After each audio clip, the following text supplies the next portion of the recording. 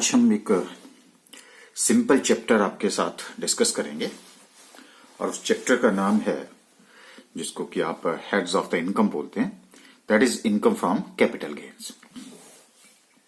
Section 45 to 55 ये कैसे हुआ, तो अभी तक थोड़ा सा रिव्यू कर लेते हैं कि अभी तक हमने क्या क्या डिस्कस कर लिया है।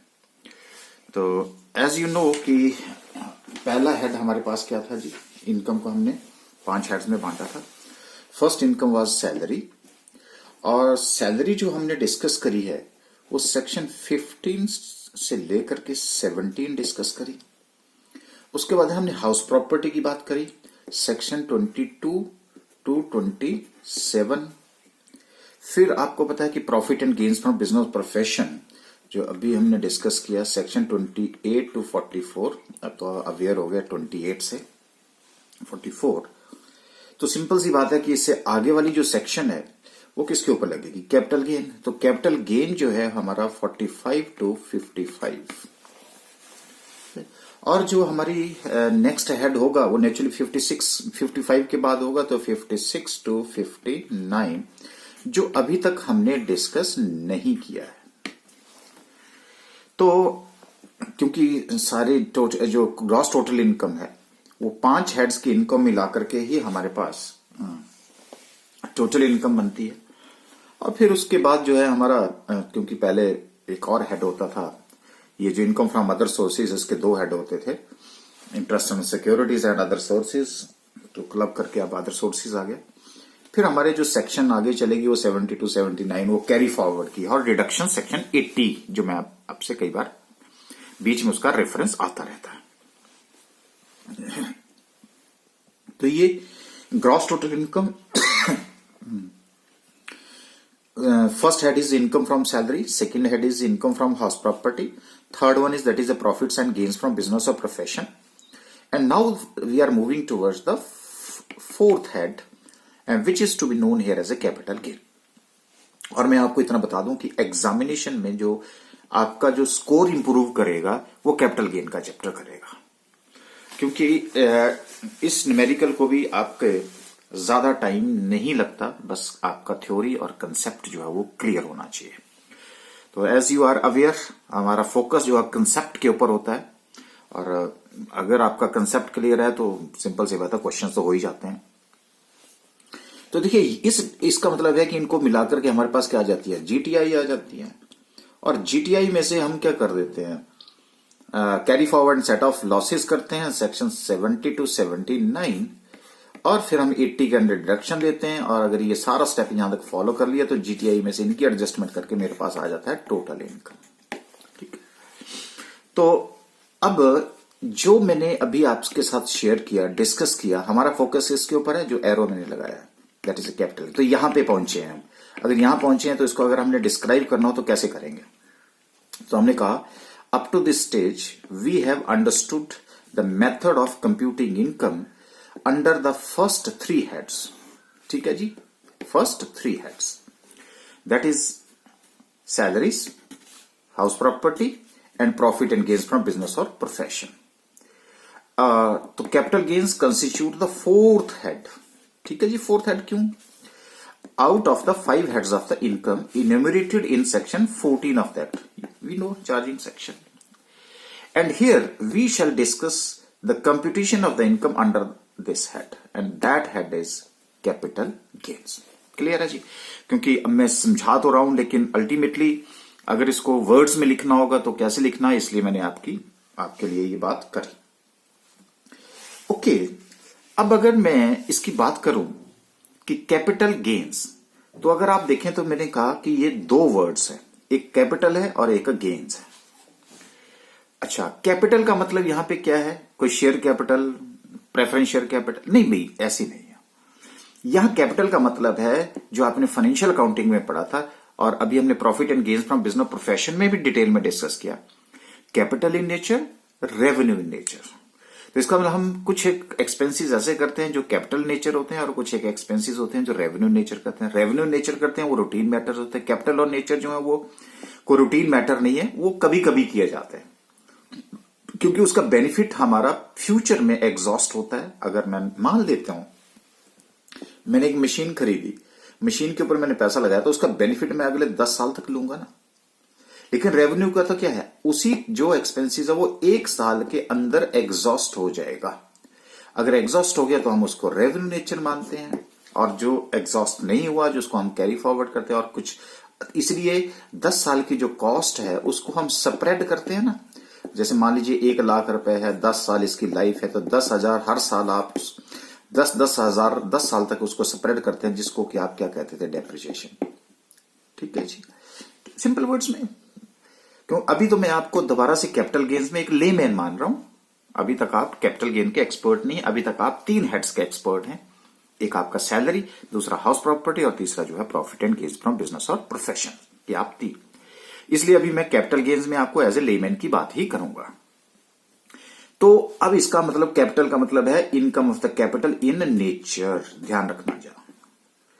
अच्छा, गेन्स, अब वर्ड यहां पे गेन्स लिखा है, जबकि यहां पे आपने देखा कि profit and gains from business और प्रोफेशन लिखा है, यहां सिर्फ गेन्स लिखा है। गेन्स क्यों लिखा गया होगा, तो इसके पीछे का लॉजिक जो मुझे समझ आ रहा है वो मैं आपको बता रहा हूं कि ये जो कैपिटल नेचर की आइटम है ये कैजुअल नेचर होती है, कभी कभार होती है। अब मैंने आज एसेट खरीद ली तो 10 साल के बाद खरीदूंगा, लेकिन अगर मैं सैलरी दे रहा हूं तो हर महीने दे रहा हूं ना मैं, तो क्या है, रेगुलर फीचर है ना, मेरी रेकरिंग नेचर है ना। और ये कौन सी होगी, नॉन रेकरिंग नेचर होगी। तो जब मैं नॉन रेकरिंग नेचर, जो एक ऐसी ट्रांजैक्शन जो एक मेरी कैपिटल नेचर की इनकम है, जो मेरी कैजुअल इन नेचर है, तो उसको मैं गेन बोलता हूं। अगर वो रेगुलर इन नेचर आ जाए तो वो मैं उसको प्रॉफिट्स बोलता हूं। और अगर ये प्रॉफिट्स है तो हमने कहां पढ़ा, profit and gains from business profession में पढ़ा। तो जो हमारा रेवेन्यू इन नेचर है, और रेवेन्यू नेचर से रूटीन मैटर्स है, और रूटीन मैटर की ट्रांजैक्शन से अगर आपको कोई इनकम होती है तो उसको तो हमने कहां पढ़ा जी, प्रॉफिट एंड गेन। तो वो तो इनकम कहां चले जाएगी, profit and gains from business profession, फिर कैपिटल गेन में नहीं आएगी। तो इसलिए मैंने आपको क्या बोला था, जब मैं profit and gains from business profession आपसे शेयर कर रहा था तो उस टाइम भी मैंने आपको बोला था कि अब, और इवन आपको प्रूव करके दिया था कि अब ये कैपिटल गेन्स के साथ भी कुछ ट्रांजैक्शन कैपिटल गेन में जा रही हैं जो कि profit and gains of business profession में नहीं रुक रही हैं। तो इसलिए मैंने आपको बताया कि अब थोड़ी थोड़ी बातें अब आपको यहां से समझ आनी शुरू हो जाएंगी। तो जहां पे रेगुलर नेचर की इनकम होगी उसको हम प्रॉफिट होगा, और प्रॉफिट अगर है तो वो पीजीबीपी में जाता है, वो फिर कैपिटल गेन के चैप्टर में नहीं जाता। बिल्कुल जी, हमें ये बात क्लियर है। तो अगर गेन्स की बात करी तो यहां पे इसका मतलब है जो कैपिटल नेचर है, ट्रांजैक्शन जो हो कैजुअल इन नेचर है, तो उसके ऊपर जो इनकम होगी, and that is to be known here as a gain. इसलिए बन गया मेरा कैपिटल गेन्स। तो क्या हुआ जी, जो एक ट्रांजैक्शन जो कैजुअल इन नेचर है और साथ में कैपिटल इन नेचर है, उससे अगर कोई मुझे इनकम होती है, अब कैसे होगी वो बात भी करेंगे, उससे अगर मुझे कोई इनकम हो रही है तो नेचुरली किससे होगी, सेल। अब आप बोलेंगे सर सेल करके ही होती है, ठीक है। तो अगर सेल करके होती है तो वो वाली जो इनकम है वो कहां चली जाएगी, इनकम फ्रॉम कैपिटल गेन्स। देखो, चैप्टर को समझने से पहले उसकी बैकग्राउंड समझना बहुत जरूरी होता है। तो अब क्लियर है जी कैपिटल गेन। अब ये क्यों नहीं गया पीजीबीपी में, यही है। अच्छा, अगर मैं आज के सिनारियो में बात करूं, क्योंकि हर आदमी क्या चाहता है, हर आदमी ये चाहता है, और हर आदमी आपने देखा कि यही बात करता है कि यार मैं एसेट को खरीद लूं, एसेट को बेच लूं, कहता लैंड खरीद लूं, लैंड बेच लूं, मकान खरीद लूं, मकान बेच लूं, गाड़ी खरीद लूं, गाड़ी बेच लूं, मतलब यही बातें होती हैं हमारे हमेशा। तो इसमें in the today scenario everyone is thinking, talking about buying and selling of the asset. Machine खरीद लूं, मशीन बेच लूं, ये कर लूं। लेकिन अब एक कॉमन मैन, जो एक लेमैन, जो जैसे मैंने आपको कहा कि अभी भी मैं आपको भी एक लेमैन समझ रहा हूं कि अभी आपको कैपिटल गेन का नहीं है, लेकिन जो 3 हेड है वहां आपको मैं कॉमन मैन नहीं मान रहा हूं, एक लेमैन है जिसको कोई नॉलेज नहीं है। उसके माइंड में एक क्वेश्चन राइज हो रहा है, ये देखिए, ये क्वेश्चंस चल रहे हैं इसके माइंड में। क्या क्वेश्चंस है, is every transaction of sale and purchase are taxable. कहते हैं अगर मैं हर आइटम को, एसेट की आइटम को खरीदूं और बेचूं तो क्या उसके ऊपर टैक्स लगता है। और जैसे ही आपके माइंड में टैक्स की बात आती है तो आप थोड़ा सा घबराना शुरू कर देते हैं और फिर कोशिश करते हैं कि मैं टैक्स नहीं दूंगा। तो फिर क्या करते हैं आप, या तो टैक्स की चोरी करते हैं या फिर आप उसको टैक्स को मिनिमाइज करने की कोशिश करते हैं। और जब से हमारा जो सिस्टम है वो इलेक्ट्रॉनिक फॉर्म्स में आ गया है, जिसको अब मैं कह रहा हूं कि डिजिटल फॉर्म में आ गया है, तब से जो है वो हम टैक्स के बारे में चोरी करना भी थोड़ा टफ हो गया है। तो इसलिए अब, और जो एक लेमैन और एक ईमानदार आदमी होता है वो हमेशा क्या सोचता है, अब मैं यहां पे जो बात कर रहा हूं वो एक ईमानदार आदमी की बात कर रहा हूं। वो कहता है, is every transaction of sale और परचेज आर टैक्सेबल? अगर है तो अगर उसके ऊपर टैक्स लगता है और उसके ऊपर कैपिटल गेन का टैक्स लगता है, eligible for the capital gain tax, तो कहता है कि अब मुझे यह बताओ कि how to minimise through the legal provision. क्योंकि ईमानदार है तो उसने बोला कि जो लॉ के अंदर है उन प्रोविजन के अंदर अगर मुझे हर ट्रांजैक्शन के ऊपर टैक्स लगता है, परचेज और सेल के ऊपर टैक्स लगता है, तो मुझे ये बताइए कि ये मैं उस टैक्स को जो मेरे लीगल प्रोविजंस हैं, जो लॉ के प्रोविजंस हैं, उनके अंडर मैं उसको कैसे कम कर सकूं। तो अब आपके माइंड में जब ये क्वेश्चन आया और फिर साथ में लीगल प्रोविजन आया तो सिंपल सी बात हो गई। तो अब आपने बोला कि मुझे तो सेक्शन 45 टू 55 पढ़ना ही पढ़ना है, क्योंकि मुझे जानना है उसके लीगल प्रोविजन क्या है। क्योंकि हर आदमी क्या करना चाहता है, टैक्स से बचना चाहता है। तो टैक्स से बचने के लिए, उसको मिनिमाइज करने के लिए हम किसके थ्रू जाएंगे, लीगल प्रोविजन। अगर लीगल प्रोविजन है तो मुझे कैपिटल गेन के लीगल प्रोविजंस का नॉलेज होना चाहिए, मुझे इस लॉ की नॉलेज होनी चाहिए, जो कि आपको किसके अंडर दे रखी है, सेक्शन 45 टू 55 के अंडर दे रखी है। तो ये तो था एक कॉमन मैन जो एक समझता है। और दूसरी तरफ मैंने आपको क्या बताया कि हर आदमी जो है वो लीगल प्रोविजन के थ्रू अगर कैपिटल गेन के टैक्स को मिनिमाइज करता है तो उसकी परचेजिंग पावर भी तो बढ़ती है। और अगर वो परचेजिंग पावर बढ़ती है तो सिंपल सी बात है कि इकोनॉमी के लिए भी तो फायदा होता है। ठीक है जी। तो अब बताओ कि आपको उसके लीगल प्रोविजन पढ़ने चाहिए कि नहीं पढ़ने चाहिए। भाई आपके पास कल को जरूरी थोड़ी है कि आप हैं, कल के पास आपके पास आप क्लाइंट आ रहे हैं और क्लाइंट जो है आपके पास एक ऐसी कोई परचेज और सेल लेके आ रहे हैं और वो कहता है कि मेरी जी टैक्स प्लानिंग करो, मुझे बताओ कि मैं टैक्स से कैसे बचूं। तो अब आप यहां पे क्या बन गए हैं, अब कॉमन मैन नहीं है, अब आप यहां पे क्या है, एक्सपर्ट हैं। और एक्सपर्ट कब हुए, यानी कि अब आपको इसके लीगल प्रोविजन के बारे में पता है। अगर लीगल प्रोविजन के बारे में पता है तो फिर क्या है, तभी आपके पास क्लाइंट आएंगे जब आपको नॉलेज होगा। तो बताओ एज एन एक्सपर्ट बनने के लिए भी आपको लीगल प्रोविजन पढ़ने चाहिए कि नहीं पढ़ने चाहिए। तो अब मुझे लगता है कि आपका क्वेश्चन का आंसर जो है यस। तो आइए अब आज हम बात करेंगे लीगल प्रोविजंस, जो इनकम फ्रॉम कैपिटल गेन्स है उसकी बैकग्राउंड, लीगल प्रोविजंस, कैसे जो है हम टैक्स से बच पाए, ये सारी जो बातें हैं वो हम यहां पे डिस्कस करेंगे। तो जैसे मैंने आपसे डिस्कस किया, तो उससे पहले कि मैं डिस्कस करूं तो ये वाली बात है, chargeability, provisions applicable for computing capital gain. किस सेक्शन के अंदर चार्जेबल होगा, transactions not regarded as transfer. बहुत सारे प्रोविजन है, तो मैं आपको क्यूरियोसिटी क्रिएट कर रहा हूं कि सेक्शन 45 में ट्रांजेक्शन नॉट रिगार्डेड, ये ट्रांसफर वर्ड कहां से आ गया। Mode of computation section 48, cost with reference to certain modes of acquisition. Sir ये एक्विजिशन वर्ड आ गया, ये मोड ऑफ कंप्यूटेशन आ गया, ये एग्जम्पशंस आ गई 54F। हाँ, लीगल प्रोविजन में टैक्स को तो मिनिमाइज करने, तो आपकी नजर सीधी कहां जा रही है, एग्जम्पशंस के ऊपर जा रही है। और इसके अलावा जो अदर प्रोविजंस है, जो बीच बीच में इसका जो रेफरेंस लाई, ये मैंने हाईलाइट कर दिया, जो ज्यादा इंपॉर्टेंट है, जिनके ऊपर हमें पूरा फोकस करना पड़ेगा। और ये हमारे अदर प्रोविजन जो सेक्शन 46 है, 46A है, 50 टू 50D है, 51 है, 55 है, 55A है। तो इस तरह से अगर आप देखें तो हम सेक्शन 45 से लेकर के कहां तक जा रहे हैं, 55 तक जा रहे हैं, सेक्शन 55। तो इसलिए हमें इन सभी प्रोविजंस की नॉलेज। तो आ गया जी सेक्शन 45 टू 55, कैसे इसका डिस्ट्रीब्यूशन है। ओके, तो देखिए अभी मैं आपको क्या मान रहा हूं जी, एक लेमैन मान रहा हूं, ठीक है। अच्छा, अगर मैं आपको एक लेमैन मान रहा हूं तो अभी तक आपको ये पता चला कि एक एसेट को बेच करके एक एसेट को बेचा जाता है और उसके ऊपर इनकम होती है, उसको हम कैपिटल गेन बोलते हैं।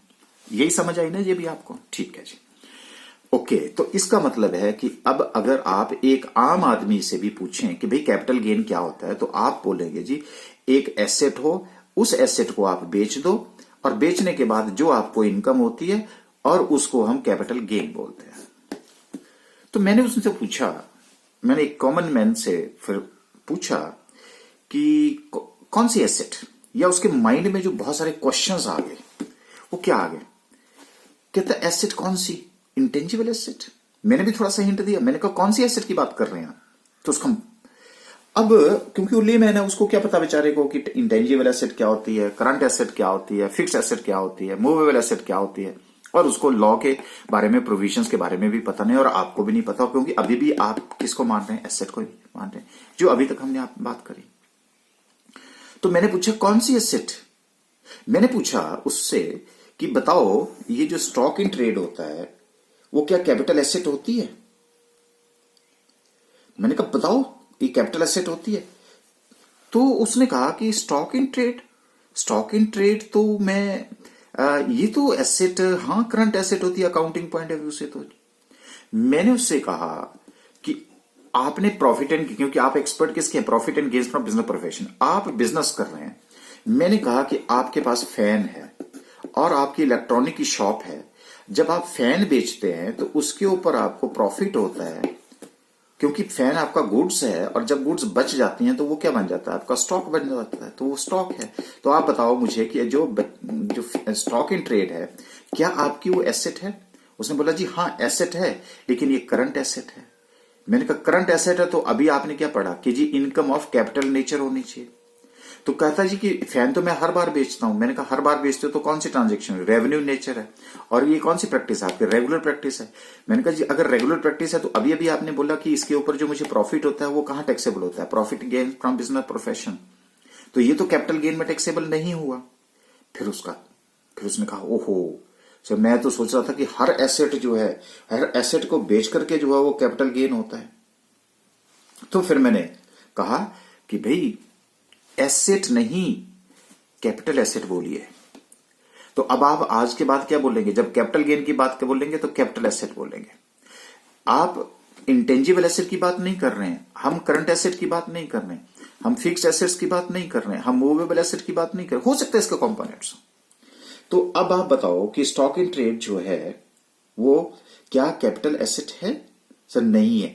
अगर नहीं है तो इसका मतलब एसेट जो है वो बहुत छोटा सा शब्द है, और सॉरी एसेट जो है बहुत वाइडर टर्म है, और आपको सिर्फ क्या चाहिए? कैपिटल एसेट चाहिए, क्योंकि इसने बोला है income of capital in nature. तो asset which is of capital in nature होगी, उसी ट्रांजेक्शन को, उसी एसेट को बेच करके, अभी भी मैं दोबारा क्या कर रहा हूं, एसेट को मैंने किससे रिप्लेस कर देखूंगा, अभी आपको कैपिटल एसेट का नॉलेज हुआ। तो मैंने कहा एसेट नहीं, कैपिटल एसेट को बेच अभी भी मैंने क्या बोला है, सेल करके जो इनकम होती है वो कैपिटल गेन होगी। तो अब बताओ मुझे कि आपको पहले क्या पढ़ना पड़ेगा? Capital asset. जब तक आप एसेट में से, क्योंकि आपके पास तो एसेट्स होंगी, जब तक बहुत सारी एसेट्स होंगी, लेकिन आप एसेट्स से किसको क्या बनाएंगे? Capital asset. बाकियों को क्या करेंगे? आप छोड़ देंगे, क्योंकि बाकियों की इनकम जो है पता नहीं कहां कहां टैक्सेबल होगी। जैसे मैंने अभी आपको बताया स्टॉक इन ट्रेड जो करंट एसेट का पार्ट था, वो करंट एसेट को के पार्ट था, उसके ऊपर जो ट्रांजेक्शन होती है वो कहां चली जाती है? Profit and gains from business profession. वो तो कैपिटल गेन में नहीं आती।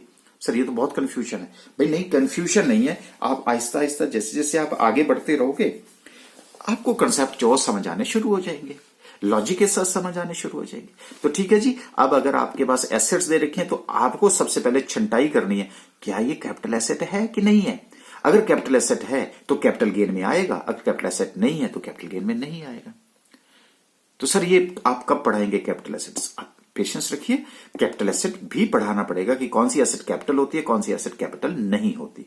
तो आज के बाद आप क्या बोल देंगे? एसेट नहीं, कैपिटल एसेट। ठीक है जी, यहां तक बात। अच्छा, अब आपके माइंड में क्या चल रहा था? आपने क्या बोला था जी? क्या स्टेटमेंट बनाई थी जी? एसेट में को एसेट के साथ अगर उसको जो भी कैपिटल एसेट है उसको जब हम सेल कर देते हैं तो इनकम होती है। मैंने कहा सेल। ठीक है जी।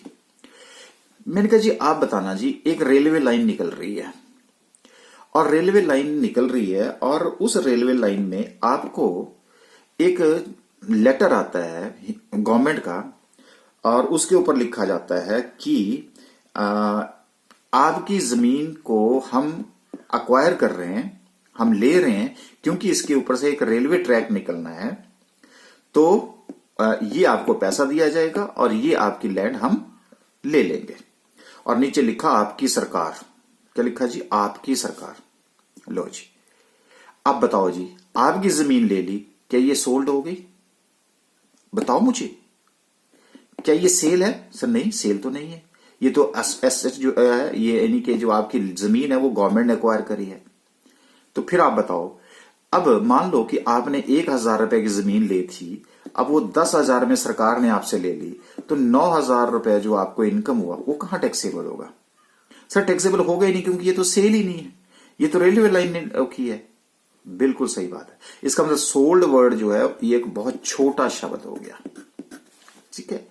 लेकिन ये जाएगी कैपिटल गेन में, तो सर फिर ये सोल्ड वर्ड नहीं चलेगा, नहीं चलेगा। यहां पे मैं एक और इंस्टांस आपसे बताता हूं। आपने क्या किया, 1,000 रुपए के डिवेंचर खरीदे 5 साल के लिए आपने कंपनी को, और कंपनी ने 5 साल के बाद आपको 1,500 रुपए में आपको रिडीम कर दिए। रिडम्पशन पढ़ा है आपने? ठीक, हाँ जी पढ़ा है। इसका मतलब 500 रुपए जो है रिडम्पशन। अब क्या हुआ, डिवेंचर किसके पास रहे? है कोई बायर सेलर? नहीं सर, ये तो कंपनी ने अपने पास खरीद लिए वापस। तो बताओ फिर बायर सेलर, ये तो रिडम्पशन हुआ, खुद खरीद लिए, अपने ही डिवेंचर खुद खरीद लिए, तो कहां सेल हुई? सर ये भी नहीं सेल हुई, तो फिर ये 500 रुपए कहां टैक्सेबल होगा? ये भी कैपिटल गेन में टैक्सेबल होगा। इसका मतलब सर कि सेल वर्ड जो है वो यहां पे नहीं चलेगा। अरे नहीं चलेगा, ये छोटा रह जाएगा, और अगर छोटा रहेगा तो इसमें कुछ आइटम जो कवर नहीं होंगी। तो फिर हम कौन सा वर्ड यूज करें भाई? सोल्ड की जगह आपने वर्ड यूज करना ट्रांसफर। अब बने थोड़े एक्सपर्ट आप, तो आपने सोल्ड की जगह क्या वर्ड यूज करना है? ट्रांसफर। अब अगर मैं ट्रांसफर वर्ड यूज करूंगा तो सर हमें ट्रांसफर पढ़ना पड़ेगा। हाँ, और ये ट्रांसफर में आप अजीबोगरीब बातें पढ़ेंगे। जैसे मैंने अभी आपको बताया, रेलवे लाइन के द्वारा जो है वो लैंड को अक्वायर कर लिया, वो भी किस में वर्ड में आएगा? ट्रांसफर में। ये जो आपको पढ़ा मैंने रिडेम्पशन ऑफ डिवेंचर्स है, वो भी कहां आएगा? सर ट्रांसफर में। अच्छा, तो इसका मतलब ट्रांसफर जो है बहुत वाइडर टर्म है, बिल्कुल वाइडर टर्म है। इसलिए अब आप एक छोटा, एक संकीर्ण, जो एक छोटा वर्ड आप सोल्ड यूज कर रहे थे, अब आपसे आज के बाद आपने सोल्ड वर्ड जो है यूज नहीं करना है, क्योंकि अब आप थोड़े एक्सपर्ट हो गए। तो फिर सर, फिर इसका मतलब हुआ एसेट नहीं कैपिटल एसेट, सोल्ड नहीं ट्रांसफर। इसका मतलब कैपिटल एसेट को ट्रांसफर करके अब जो आपको इनकम आएगी वो कहां टैक्सेबल होगी? कैपिटल गेन में टैक्सेबल होगी। सर अब तो आज से हम बदल गए, आज के बाद हम ये नहीं बोलेंगे। अगर आप कोई लेमैन भी बोलेगा तो हम भी उसको समझाने की कोशिश करेंगे। ट्रांसफर करके जो इनकम आएगी वो इनकम कैपिटल गेन में टैक्सेबल होगी। ठीक है जी। तो आज के बाद एसेट नहीं, सोल्ड नहीं, क्या होगा? कैपिटल एसेट होगा और ट्रांसफर होगा। तो सर हमें इसका मतलब कैपिटल एसेट, मैंने बताया ना आपको, कैपिटल एसेट में अभी आप अजीब अगरीब बातें पढ़ेंगे, ट्रांसफर में भी बातें पढ़ेंगे। फिर आपको जो इनकम होगी वो चाहे लॉस होगा चाहे प्रॉफिट होगा, वो कहां टैक्सेबल होगा? कैपिटल गेन में टैक्सेबल होगा। ओके, अब सर ये जो प्रोविजंस हैं, हाँ बिल्कुल इन्हीं प्रोविजंस की तो बात करेंगे हम। तो अब हमारे पास how to compute the capital gain, तो थोड़ा बेसिक नॉलेज हो गया। अब हमारे पास आ गया हाउ वर्ड आ गया, कैसे कंप्यूट करोगे। फिर दूसरा क्वेश्चन, पहला क्वेश्चन ये आ गया how to compute capital gain. दूसरा क्वेश्चन एक और सर मेरे माइंड में आ रहा है कि in which year it is taxable. ये क्या मतलब हुआ? प्रीवियस ईयर, किस ईयर में टैक्सेबल होगा? प्रीवियस ईयर में टैक्सेबल होगा। और कहां पे टैक्सेबल होगा? नहीं, ये बातें जो है, क्योंकि सर हमने जो टैक्सेबल की बात थी, हमने इनकम फ्रॉम सैलरी में डिस्कस किया था कि जब ड्यू होता है, रिसीव होता है, तो टैक्सेबल होता है। हाँ पढ़ा था।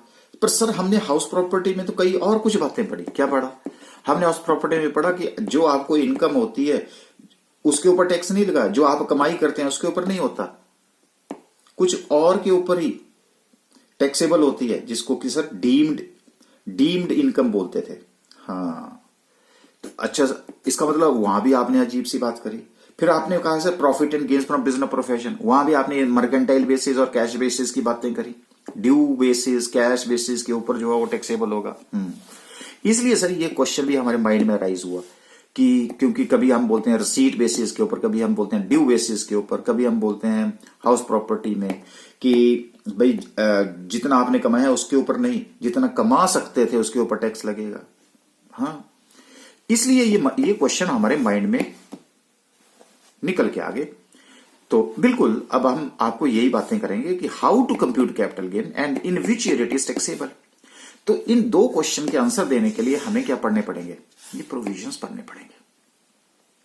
चार्जेबिलिटी जो अभी मैंने आपको बताया, section 45, transaction not regarded as transfer. आप वर्ड समझ आया जी? ट्रांसफर, थोड़ी सी बात। इसका ट्रांसफर का मतलब जो है वो एक जगह से दूसरी जगह नहीं जाना। इसका मतलब यहां पे कई स्टूडेंट ये समझते हैं कि जब एक एम्प्लॉय होता है उसको एक जगह, नहीं भाई, ये उन्हीं में हम कैपिटल गेन की बात कर रहे हैं। तो यहां पे मेरे पास सेक्शन 45 में जिसको ट्रांसफर नहीं माना जाएगा, सर अभी पढ़ा हमने, हाँ, तो तभी तो मैंने बोला अजीब गरीब बातें करेंगे, तो ये सेक्शन 47 में पढ़े। Mode of computation, how to compute, तो मोड ऑफ कंप्यूटेशन के लिए भी हमें कई बातें डिस्कस करनी पड़ेंगी, 48 में है। Cost with reference to certain modes of acquisition, ये जो मोड ऑफ एक्विजिशन है कंप्यूटेशन में, आपके पास एक वर्ड आएगा कॉस्ट ऑफ एक्विजिशन, उस केस में हम क्या क्या बातें करेंगे, ये 49 में होगा। सर एग्जम्पशन भी होती है इसमें? बिल्कुल होती है एग्जम्पशंस। यही तो है जो आपके टैक्स को मिनिमाइज करेंगी। ये भी सबसे इंपॉर्टेंट टर्म है। जिसको ये आ गया, ये स्टेप्स तो बहुत आसान है। जिसको ये आ गया ना एग्जम्पशन, उसका क्वेश्चन निकल गया। बाकी ये अदर प्रोविजंस आपको पढ़ने ही पड़ेंगे इन क्वेश्चंस के आंसर देने के लिए। सर बहुत, अब हमें जो बेसिक कंसेप्ट है वो एक तरह से समझ आ गया है कि एक तरह से कि है क्या ये कैपिटल गेन के पीछे की जो बैकग्राउंड है। एक लेमैन और एक प्रोफेशनल मैन, जो एक लेमैन समझता है, प्रोफेशनल मैन कुछ और ही तरीके से समझता है। तो अब हमें भी ये बात समझ आ गई है। ओके, तो आज सबसे पहले हम कहां चलेंगे जी? इन क्वेश्चन के आंसर देने के लिए कोई भी सेक्शन हम पकड़ सकते हैं, तो कोई बात नहीं, आज हम सबसे पहले सेक्शन 45 से जो है वो डिस्कशन स्टार्ट करेंगे। ओके सर, ये क्या आपने डायग्राम जैसी बना रखी है? बिल्कुल समझ आ जाए, ये तो घर जैसा लग रहा है। हाँ बिल्कुल घर लगा है, बस अब आपको इस घर के अंदर जो है वो लेके जाना है। ओके, आज के बाद आपसे ये समझ लीजिए कि ये जो कैपिटल गेन है वो एक घर ही है, एक कमरा है, और ये कैपिटल गेन का कमरा है, और सेक्शन 45 है। मैंने कहा चार्जिंग सेक्शन 45, ठीक है। अच्छा सर, ये क्या है? ये जो सेक्शन 45 सेक्शन 1 जिसको हम चार्जिंग सेक्शन बोलते हैं, ये यहां दरवाजे पे बैठा है, ठीक है। आप बोलते हैं कहां जाना है? कैपिटल गेन के कमरे में अंदर जाना है। ये ट्रांजैक्शन है, ये कहता है कि मैंने इस कमरे के अंदर जाना है, कैपिटल गेन, इस ट्रांजैक्शन के ऊपर कैपिटल गेन लगना चाहिए। वो कहता है रुक जा। कौन सी सेक्शन बोलती है? चार्जिंग सेक्शन बोलती है, सेक्शन 45 बोलती है, जो चार्जिंग सेक्शन बोलती है। कहते रुक, क्या कहते? तेरा टेस्ट होगा पहले। कहते टेस्ट होगा? हाँ। कहते टेस्ट होगा पहले, काहे का? कहता ये मेरी कंडीशंस हैं, अगर तू मेरी शर्तें मानता है तो तेरे को मैं अंदर जाने दूंगा, अगर तू मेरी शर्तें नहीं मानेगा तो मैं तेरे को बाहर ही रखूंगा। तो कौन सा काम कर रहा है ये? सिक्योरिटी गार्ड का काम कर रहा है। कौन सी सेक्शन? चार्जिंग सेक्शन 45 के अंदर 45 सब सेक्शन 1, जिसको मैं चार्जिंग सेक्शन की बात कर रहा हूं। ये क्या है? एज ए वॉचमैन काम कर रहा है, एक चौकीदार के रूप में जो है यहां बैठा हुआ है, और ये बोल रहा है पहले, अब ये आया, उसने कहा पहले बता, अगर ये कंडीशन पूरी है तो अंदर जाने दूंगा, अगर नहीं है तो नहीं होगा। इसका मतलब है कि जो कंडीशंस फुलफिल करेगा उसके ऊपर कैपिटल गेन का टैक्स लगेगा, जो कंडीशंस फुलफिल नहीं करेगा उसके ऊपर कैपिटल गेन का टैक्स नहीं लगेगा। इसका मतलब कहीं और हेड्स में होगा। ये भी आ गई जी, एक ट्रांजेक्शन ये भी आ गई, और वो कहती मुझे भी अंदर जाना है। उसने बोला ये है जी कंडीशंस, बताओ अगर आप इन कंडीशन को फुलफिल करते हैं तो आ जाइए, अगर नहीं तो मैं अंदर जाने दूंगा, अगर नहीं है तो कहीं और चाहिए। उसी तरह से ये ट्रांजैक्शन भी आ गई। तो ये ट्रांजैक्शन भी कहती है कि मुझे अंदर जाना है, कैपिटल गेन के रूम में, कमरे में जाना है। क्योंकि ये तो एयर टाइट कंपार्टमेंट, आपको पता है मैंने बताया था कि 5 हेड्स जो है एयर टाइट कंपार्टमेंट, एक की हवा दूसरे में नहीं जा सकती। तो अब यहां पे इसकी चेकिंग हो रही है, ये क्या बोलता है, एंट्री दूंगा, पहले इन कंडीशन को, इन शर्तों को पूरा कर, अगर ये पूरी हैं तो आजा, अगर नहीं है तो कहीं और चला जा, किसी दूसरे कमरे में करा। तो इसका मतलब है कि ये जो सेक्शन, जो प्रोविजंस है, तो अब इसका मतलब क्या हुआ कि पहला क्वेश्चन हमारे पास क्या आ गया जी, हमारे पास कि हमें तो सर ये कंडीशंस पढ़नी पड़ेंगी, बिल्कुल पढ़नी पड़ेगी। आप बहुत समझदार बच्चे हो गए हैं कि अब ये कौन कौन सी ऐसी कंडीशंस हैं जो कि एक capital gain, condition for gains to be charge as a capital gain, ऐसा कोई गेन, ऐसी कोई इनकम जो कैपिटल गेन के हेड के अंडर जो टैक्सेबल हो जाए, उसके लिए मुझे क्या क्या कंडीशंस फुलफिल करनी पड़ेंगी। तो इसलिए मैंने यहां पे क्या रखा, सीक्रेट रखा है। नजर नहीं आ रहा है ना आपको? हाँ। स्कैन करना पड़ेगा तब कंडीशन नजर आएंगी। स्कैन कब होगा? बिल्कुल आगे होगा। तो ये ऐसा अगर स्कैनर है तो नहीं नजर आएगा ना, स्कैन भी कर लेंगे तो भी क्या होगा, कुछ भी नहीं होगा ना। मुझे तो आपका माइंड जो है वो स्कैन करना है और वहां पे उनको रखना है। ऐसे तो फोन में स्कैन करके कुछ नहीं मिलेगा। सर एक और क्वेश्चन हमारे पास था, हाँ पहले मैं उसी का क्वेश्चन जो है वो उसी का बात करूंगा। तो यहां से स्टार्ट होता है हमारा कि सर हमने एक क्वेश्चन रेज किया था, जो पहले आप इसका आंसर दो, फिर हम कंडीशंस की बातें पढ़ेंगे। In which year it is taxable, किस ईयर में टैक्सेबल होगा? सर इसकी क्यूरियोसिटी हमें बहुत ज्यादा है, कोई बात नहीं। तो चलिए जी, सेक्शन 45 सबसेक्शन 1 कौन सा सेक्शन है जी? चार्जिंग सेक्शन है। और वो क्या बोलता है, तो डायग्राम समझ आ गई जी आपको? सर कंसेप्ट ही समझ आ गया। Profits and gains on transfer of A capital asset, ये हमारे नाम आ गया जी। अब किताबों में थोड़ी ऐसी फोटो दे रखी है आपको। तो सेक्शन 45 सबसेक्शन 1, तो पहला क्वेश्चन क्या था जी? Year of charge. Year of charge का मतलब क्या हुआ कि जो ईयर ऑफ चार्ज है, जो गेन्स आपको हो रहा है, subject to exemptions. Subject to exemption का मतलब होगा कि जो मैंने आपको सेक्शन क्या बताई थी जी, 54 एग्जम्पशंस की बातें हमने कहां पे करी थी? 54 से लेकर के ये, ठीक है जी, ये 54 से लेकर के 54F तक। वो क्या कहता है? कहता है जी ऐसा गेन जो एग्जम्प्ट ना हो। और वो एग्जम्प्ट क्या है? सेक्शन, अब आपको सेक्शन भी समझ आ रही है। 54 से लेकर 54F की सेक्शन के अंदर अगर वो एग्जम्प्ट नहीं है, then that is chargeable as capital gain in the previous year in which transfer of the capital asset take place। अरे सर नई चीज आ गई। हां, इसका मतलब है कि अगर ये एग्जम्प्ट नहीं है तो जिस ईयर में आप कैपिटल एसेट को ट्रांसफर करोगे, अब एसेट नहीं कैपिटल एसेट, जिस ईयर में आप उसको ट्रांसफर करोगे उस ईयर में कैपिटल गेन लगेगा। सर अभी नहीं बात समझ आई? नहीं आई ना? नहीं आएगी, अभी टाइम लगेगा इसके लिए, ठीक है, एफर्ट करने पड़ते हैं ना बच्चे। तो क्या हुआ जी? पहला क्या आ गया जी? कैपिटल गेन होना चाहिए, कैपिटल एसेट होनी चाहिए, और साथ में क्या बोला था मैंने? ट्रांसफर होना चाहिए, क्योंकि अब आप एक प्रोफेशनल है। और ट्रांसफर के बाद जो इनकम होती है वही इनकम क्या मानी जाती है? कैपिटल गेन मानी जाती है। फिर सर क्वेश्चन तो हमारा ये था, हाँ इसी पे आ रहा हूं। तो अब क्या हुआ? कैपिटल एसेट होनी चाहिए, साथ में ट्रांसफर होना चाहिए, और फिर उसके ऊपर जो इनकम हुई उसके ऊपर कैपिटल गेन होना चाहिए। ओके, अभी हमने दोनों बातें नहीं पढ़ी हैं, लेकिन अभी हम किस ईयर में होना चाहिए? तो मैंने आपको डायग्राम के थ्रू बताया, treated as income of transfer year, treated as income of transfer year.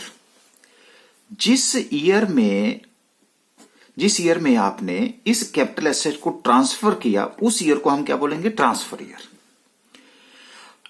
But it is taxable in the assessment year. क्या मतलब हुआ? तो सबसे पहले तो जो असेसमेंट ईयर है ना, उसको समझ लेते हैं। तो असेसमेंट ईयर यहां पे ऐसा नहीं है कि जी प्रीवियस ईयर के बाद की बात है, नहीं, यहां पे होगा next following the transfer year. जिस ईयर में आपने एसेट को ट्रांसफर किया उसके जो नेक्स्ट ईयर होगा, that year would be treated here as a assessment year. तो इसका मतलब है यहां पे कैपिटल गेन में हमारी जो असेसमेंट ईयर की जो अपनी डेफिनेशन है वो चेंज हो गई, बिल्कुल चेंज हो गई। आइए मैं इसको एक ना इस इंस्टांस के साथ आपको डिस्कस करता हूं। ये है मिस्टर एक्स।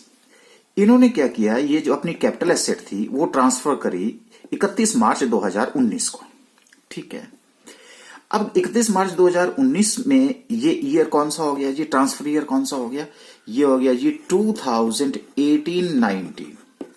और यही जो ट्रांसफर ईयर है एक तरह से उसको क्या मान लिया जाएगा, प्रीवियस ईयर, जैसे हम करते थे।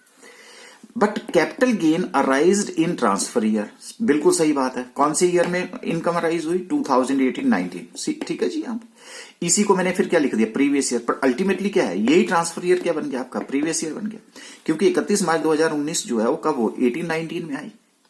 लेकिन अब वो टैक्सेबल कब होगी सर, इस ईयर से नेक्स्ट ईयर में, क्योंकि हमने असेसमेंट ईयर पढ़ा, next following the transfer year, ये ट्रांसफर ईयर था। तो इसलिए क्या हुआ, this is taxable in the assessment year, तो इससे नेक्स्ट ईयर कौन सा हो गया, 1920। ठीक है जी बात, तो ये बात क्लियर है जी। टैक्स ट्रीटेड एज, तो कैपिटल इनकम माना जाएगा, treated as income of transfer year. और ट्रांसफर ईयर कौन सा ईयर होगा, वो आपने यहां से देखना कि किस डेट को ट्रांसफर हुआ, और वो डेट जो है वो किस ईयर में जो है वो फॉल करती है। वो जो ईयर होगा उसी को हम ट्रांसफर ईयर या प्रीवियस ईयर मानेंगे, और उससे नेक्स्ट ईयर जो है, तो यहां पे transfer year is to be treated here as a previous year. Okay, अच्छा सर, एक बात हमारे माइंड में एक और कंफ्यूजन हो रहा है। क्या हो रहा है कि देखिए 31 मार्च 2019 को एसेट को बेच दिया, ट्रांसफर कर दिया, सॉरी बेचा नहीं, ट्रांसफर कर दिया। ठीक है, जो बेचना होता है ना, वो ट्रांसफर वर्ड का एक छोटा सा पार्ट है, ट्रांसफर बहुत वाइडर वर्ड है। चलो मैंने लिख दिया, बेच दिया, ठीक है सर। लेकिन पैसे जो है ना, वो तो पैसे जो है वो जाकर के 4 अप्रैल को आ रहे हैं, कब, 2019।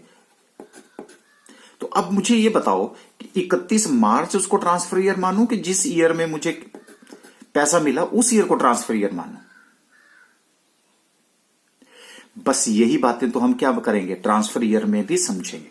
लेकिन मैं आपको इतना बता देता हूं कि जिस ईयर में ट्रांसफर होती है उस ईयर को ही ट्रांसफर ईयर माना जाता है, आपको पैसा मिले चाहे ना मिले। तो क्या हुआ, receipt of money not relevant. अब जैसे यहां ट्रांसफर हुई 31 मार्च 2019 को, cell proceed received by x on 4 अप्रैल 2019। कहता cell proceed received by x on 4 अप्रैल 2019। देखो बेचा इस और 4th, अब 4 अप्रैल 2019 तो किस ईयर में फॉल कर रहा है, 2019-20। अगर मैं ये वाली डेट लूंगा तब तो फिर मेरा 2019 जो है वो ट्रांसफर ईयर आएगा, और 20-21 में जाकर के वो टैक्सेबल होगा। हो गया ना कंफ्यूजन।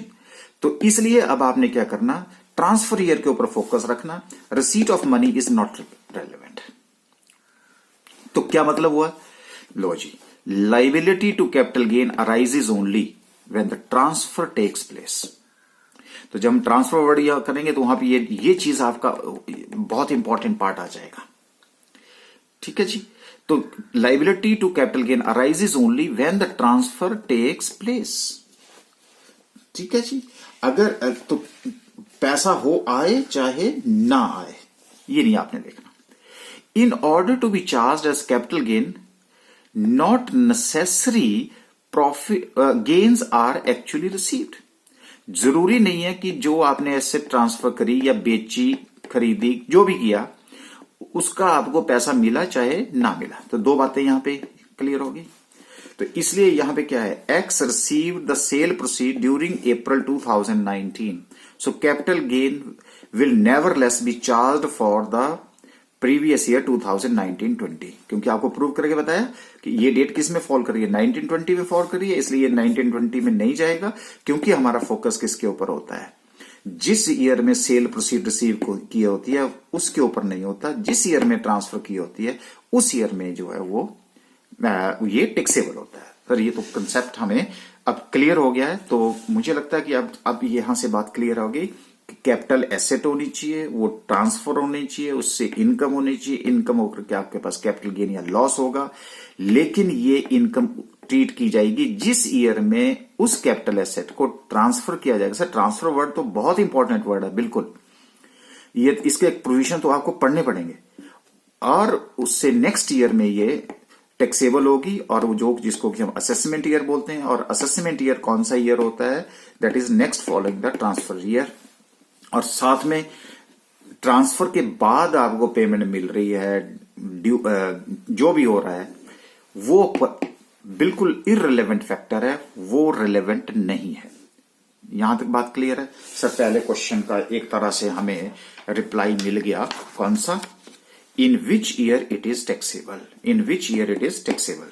सर दूसरा क्वेश्चन, बिल्कुल सर दूसरे क्वेश्चन के लिए हमने क्या कहा था, अब आ गया था हमारा चार्जिंग सेक्शन, कौन, सेक्शन 45 और सेक्शन 1। उसने क्या बोला, ये चली ट्रांजेक्शन, कहते मुझे अंदर जाने दे, उसने बोला नहीं, पहले ये कंडीशन पढ़, अगर तेरी कंडीशन पूरी है तो दे, तो मुझे बता, तो मैं तेरे को एंट्री दूंगा, अगर नहीं है तो बाहर जा। तो कौन सा सेक्शन है जी, सेक्शन 45 सेक्शन 1, जो एक वॉचमैन का काम कर रहा है। तो इसका मतलब है कि अब इस ट्रांजेक्शन को, यानी कि आपको भी इन कंडीशन के बारे में पता नहीं है, कि अब अभी तक आपको भी पता नहीं है कि एंट्री मिलेगी, एक किसी ट्रांजेक्शन को एंट्री मिलेगी यहां पे कि नहीं मिलेगी, ठीक है। तो जो मैंने आपको बोला था कि स्कैन करेंगे, तो हम स्कैन इसको कब करेंगे, नेक्स्ट लेक्चर में हम इनको डिकोड करेंगे, स्कैन करेंगे, और स्कैन करके देखेंगे बाहर कि अच्छा कौन कौन सी ऐसी कंडीशंस हैं जो कैपिटल गेन के हेड में टैक्सेबल होने के लिए जो है पहले वो फुलफिल करनी पड़ती है, तब जाकर के कैपिटल गेन के कमरे में जो एंट्री मिलती है। तो मुझे लगता है कि अब आपको चार्जिंग सेक्शन 45 सब सेक्शन 1 का नॉलेज भी हो गया। अब हम नेक्स्ट में जो इंपॉर्टेंट पार्ट है उसका वो बात करेंगे कि जो कंडीशंस हैं सर, कंडीशंस क्या क्या कंडीशंस हैं, उसके बारे में बहुत सारी कंडीशंस जो है, तो उसमें तो सर मुझे लगता है कि सबसे पहले जो इंपॉर्टेंट पार्ट है, हमें पहले कैपिटल एसेट के बारे में बताओ, फिर ट्रांसफर के बारे में बताओ, फिर उसके बाद हम कैपिटल गेन की बात करेंगे। बिल्कुल, तो वही कंडीशंस में हम डिफरेंट कंडीशंस के अंदर जो है वो आपके कंसेप्ट को क्लियर करेंगे। तो स्कैनिंग के लिए, डिकोडिंग करने के लिए जो हमने कंडीशंस आपको लिखी है, उसके लिए आपको नेक्स्ट लेक्चर का इंतजार करना पड़ेगा।